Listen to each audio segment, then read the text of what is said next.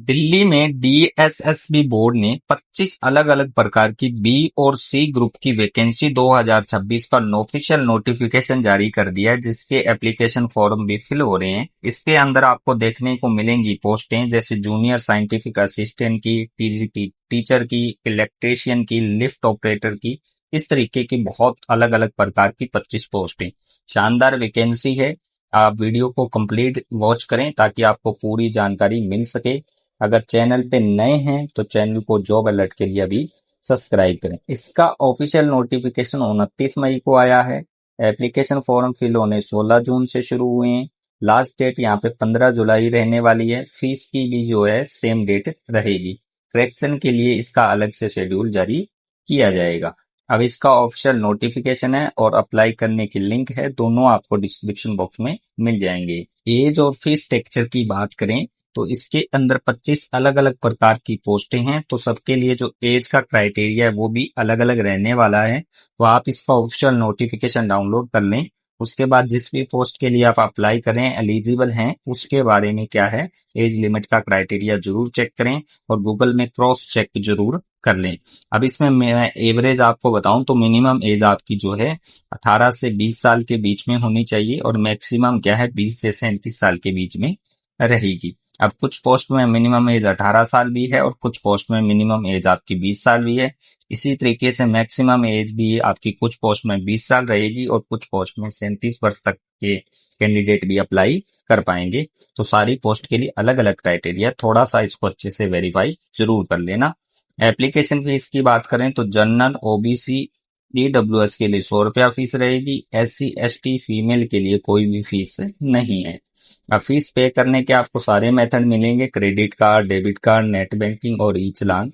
इन माध्यम से मैं आप क्या है अपनी फीस को पे कर पाएंगे। पोस्ट और एलिजिबिलिटी की बात करें तो टोटल वैकेंसी यहाँ पे रहने वाली है 9079 और इसमें 3 अलग अलग ब्रांचेज में आपकी पोस्ट हैं। जैसे जूनियर साइंटिफिक असिस्टेंट की यहाँ पे देखिए बहुत सारी पोस्टें हैं, जैसे बायोलॉजी के अंदर 44 हैं, बैलिस्टिक के अंदर 18 हैं, केमिस्ट्री में 37 हैं।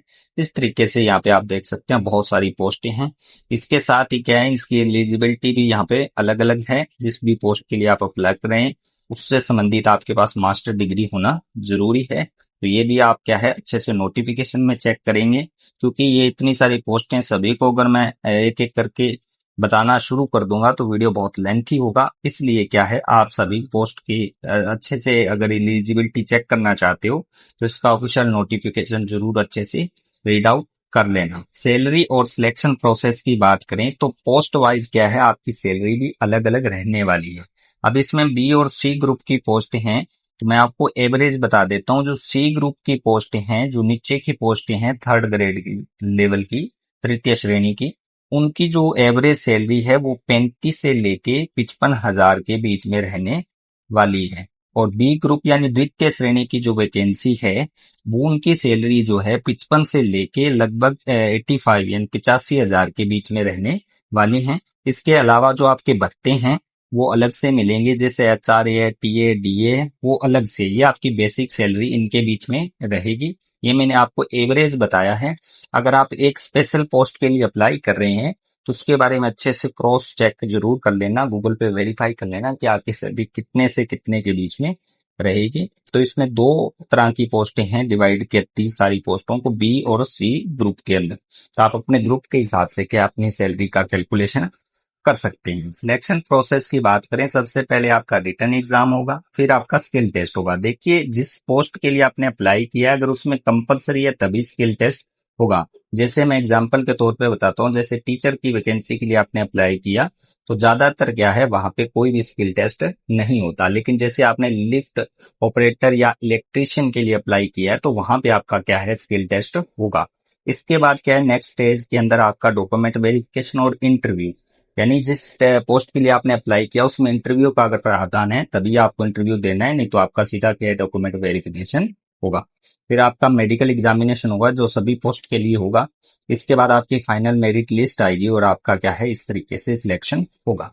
अगर आप एलिजिबल हैं और आपके पास क्वालिफिकेशन है, आप किसी पोस्ट के लिए अप्लाई कर रहे हैं तो पहले इसका नोटिफिकेशन डाउनलोड करें, अच्छे से उसको ध्यान से पढ़ लें, उसी के बाद क्या इसके लिए अप्लाई करें।